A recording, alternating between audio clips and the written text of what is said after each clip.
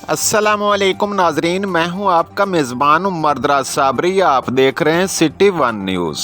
ज़िलाई police का मंशियात फिरोशी के खिलाफ क्रैकडाउन जारी। डीएसपी सर्कल ननकाना तारिक डोगर की ज़ेर निगरानी थाना सदर पुलिस की बड़ी कार्रवाई। मंशियात फिरोश रंगे हाथों गिरफ्तार, भारी तादाद में मंशियात बरामद, मुकदमा दर्ज।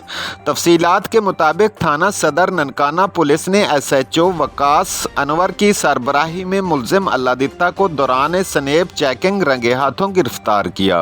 मुलजिम के कब्जा से 2 किलो से ज़ायद अफ्यून बरामद करके मुकदमा दर्ज कर लिया गया।